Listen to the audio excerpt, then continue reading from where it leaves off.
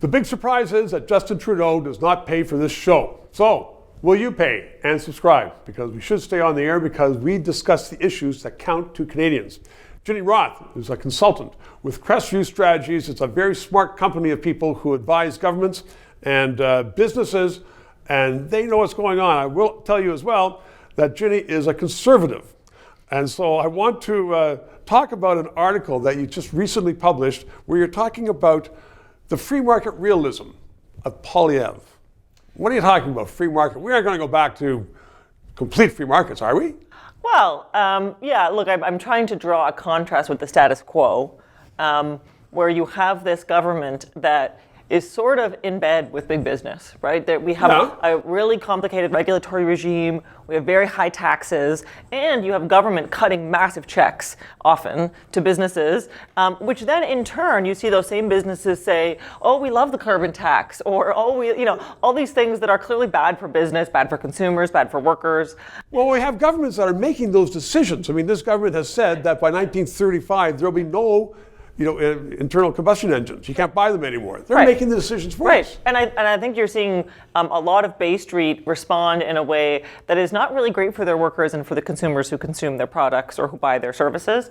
And so I think I'm trying to make sense of what Pierre Poilievre is saying in response to that, which is bring back free market economics, get government out of the way, as he would put it, remove the gatekeepers. But there's also something else going on with Poilievre, which is that he's not this big business conservative, right? He's not a friend of Bay Street. He's not spending a lot of time with CEOs and executives. He's spending time with guys in hard hats and work boots.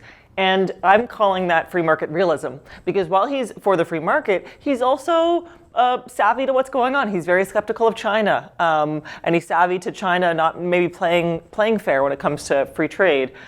He's savvy to the needs of workers. Sometimes they need to be protected more than the free market would call for if he were a purist about it. So he's a free market guy, but he's not a purist. He's realistic about the times we live in. So Ginny, I know somebody watching right now is going to say, there we go. She's admitting that Poilievre is going to just not protect people at all. It's just going to be, the rich get richer and nobody has any government protection. Yeah, I think that's a real misunderstanding of where he's coming from. I think Poilievre believed a dynamic economy is one where the tiniest small business, where someone starts from nothing, can work its way up to being an economic powerhouse that employs hundreds of people and creates products that people can buy that are high quality and low priced. I don't think he thinks it comes from these big old Canadian companies that are hundreds of years old and have been protected from competition, because competition is what makes things cheaper and better.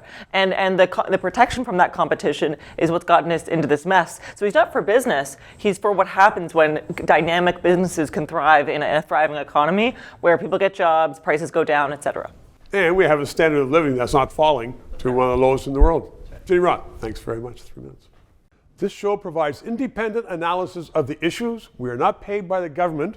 And as I am finding, so much business in Canada relies upon various governments that they don't want to sponsor or advertise on a show which may become controversial, which talks about liberty, freedoms, sometimes criticizes government. I've had guests on that support the government.